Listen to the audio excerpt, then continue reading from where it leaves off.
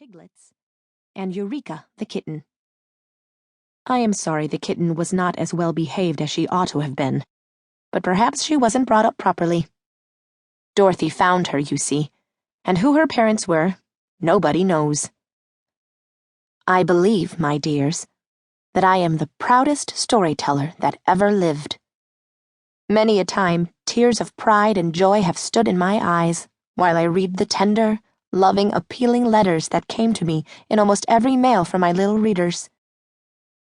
To have pleased you, to have interested you, to have won your friendship and perhaps your love through my stories, is to my mind as great an achievement as to become President of the United States.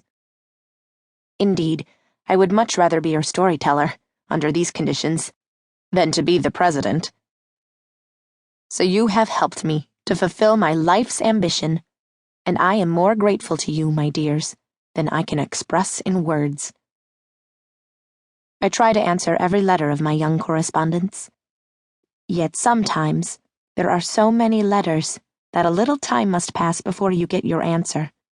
But be patient, friends, for the answer will surely come. And by writing to me, you more than repay me for the pleasant task of preparing these books. Besides, I am proud to acknowledge that the books are partly yours, for your suggestions often guide me in telling the stories. And I am sure they would not be half so good without your clever and thoughtful assistance. L. Frank Baum, Coronado, 1908. Chapter 1. The Earthquake. The train from Frisco was very late. It should have arrived at Hugson's Siding at midnight, but it was already 5 o'clock, and the gray dawn was breaking in the east when the little train slowly rumbled up to the open shed that served for the station house. As it came to a stop, the conductor called out in a loud voice, "Hugson's Siding!" At once, a little girl rose from her seat and walked to the door of the car, carrying a wicker suitcase in one hand and a round birdcage covered up with newspapers in the other, while a parasol was tucked under her arm. The conductor helped her off the car, and then the engineer started his train again, so that it puffed and groaned and moved slowly away up the track. The reason he was so late was because all through the night there were times when the solid earth shook and trembled under him, and the engineer was afraid that at any moment the rails might spread apart and an accident happen to his passengers. So he moved the cars slowly and with caution. The little girl stood still to watch until the train had disappeared around a curve. Then she turned to see where she was.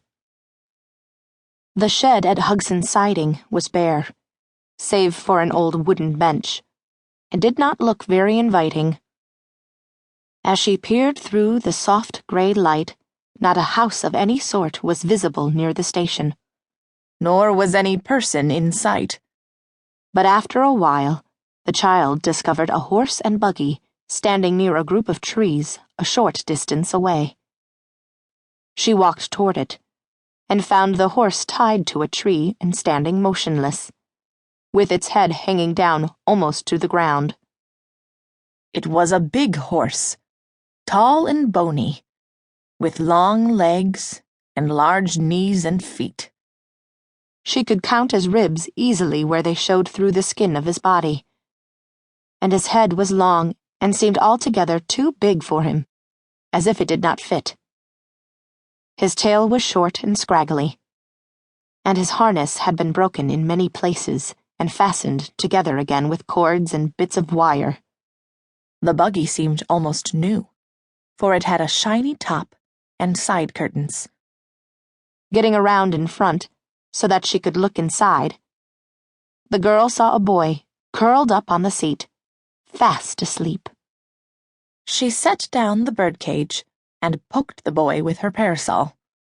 Presently he woke up, rose to a sitting position, and rubbed his eyes briskly. "Hello,"